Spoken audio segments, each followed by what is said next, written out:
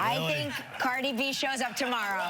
Our next guest was Oscar nominated at the age of 14 for her performance in True Grit. And she continues to take Hollywood by storm. She does it all, singing, dancing, and acting.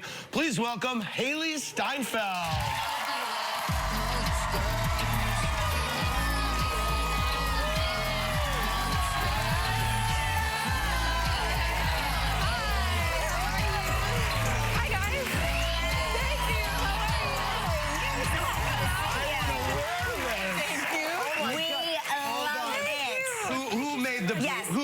Everything. Hailee Saab. Hailee Saab. Wow. Oh my God. Did they make it just for you?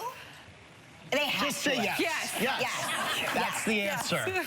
Wow. I mean, I feel like, I know you must tire of people saying this, but I feel like I watched you grow up on the big screen. Sure. Did you always dream of being a movie star when you were a little girl?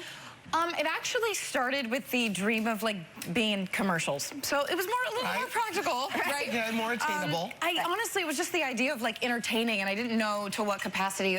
My cousin was in commercials at the time, and so that was like the goal, was to like be in a commercial. Like your cousin, was your cousin older than you? Older than me, yeah. And I would like sit in the living room and watch TV until she came on. And it was like this minute it was her face, I was like, she can do it, I can do it, it's possible. Wow. Wow. And then your first movie was True Grit? Yes. Oscar nomination for that film. Unbelievable. Wow. Thank you. That doesn't happen. I remember watching that movie. And then the world finds out you can sing in Pitch Perfect 2. That's right. And you were offered a music contract. Your first song goes platinum. Yes. Like that. Yes. Crazy. I mean, thank you. And you can pull off boots like that. But I want to know, did you sort of say, oh, hey, you know, to your agent, oh, hey, and by the by, I also sing? Or did they know you could sing? Or was it just the film? They were like, too bad you can't sing or you'd be perfect for Pitch Perfect? Right. No, luckily, that wasn't the case. But I think, for me, music has always been part of my plan. I think they knew that. I don't think they realized how much I wanted to do it, or how much it meant to me, or maybe how decent I was at it. Do you still freak out when your songs come on the radio? Oh my God. That is a feeling I cannot describe. Really? The first time I actually heard my first single, Love Myself, on the radio was on Z100 here in New York. No kidding. So that was pretty cool. Wow.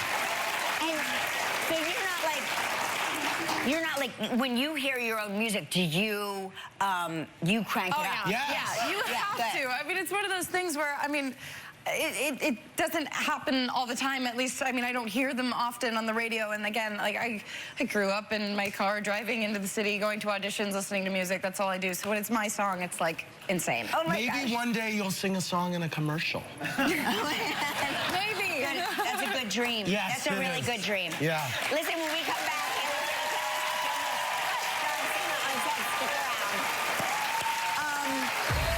Still ahead on Live, our countdown to Christmas continues with some last-minute gift ideas.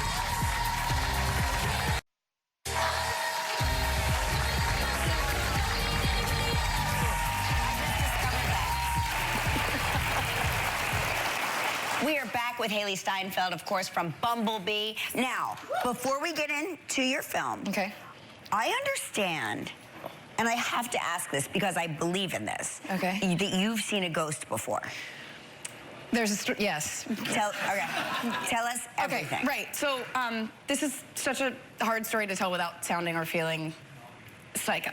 But we're here. I was thinking.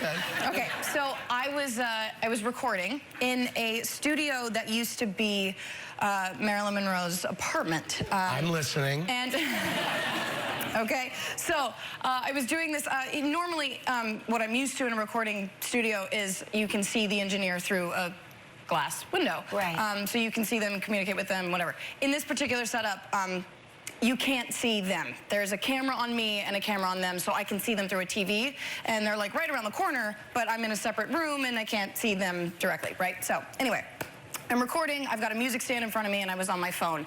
And the track started, and I was getting ready to sing a song, and I went to put my phone down, and okay, this is where I started to feel psycho. So the weirdest thing happened where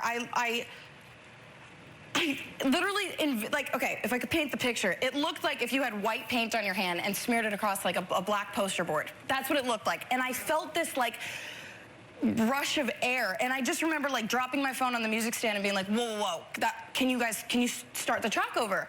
So we went on with our business and finished recording the song, and I went into the room and I was like, I couldn't stop thinking about it. I didn't want to say anything because I didn't want to sound weird. Right, so right. Now I'm on live television talking. Yes, Sorry. exactly. Anyway, no I went into the room and I was like, could you guys pull up that track, that one take, right?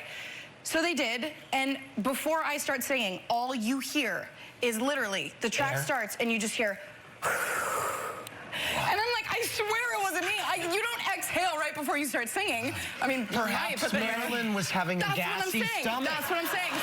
So maybe on the album you'll hear a track featuring Marilyn Monroe. Coming up next, Hailee tells us how she almost crushed John Cena on set. We'll be right back.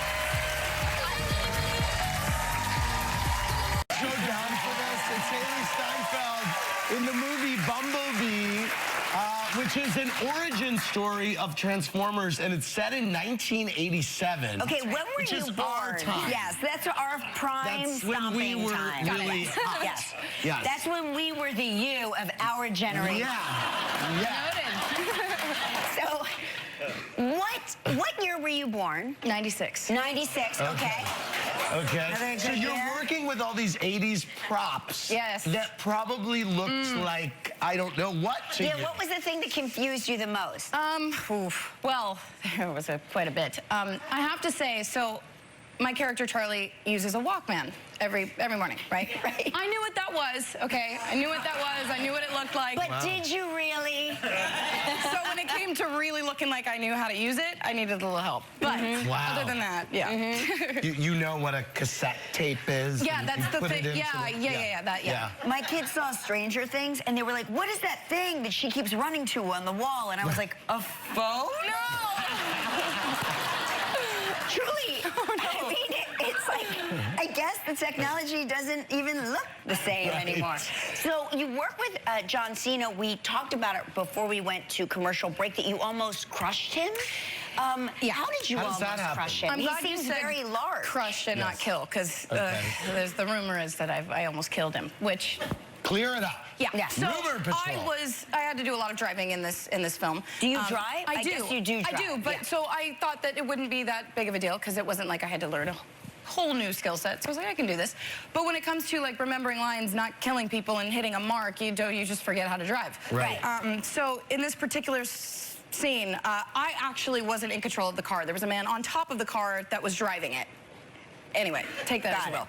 So we come flying down this hill into a turn, come to like this screeching halt, dangerously close to John Cena. I'm screaming and just beside myself because we were about to hit this man. And I get out of the car the second they call cut. I run up to him and I'm like, John, are you okay? Like I was so shook up. And he was like, yeah, I'm fine.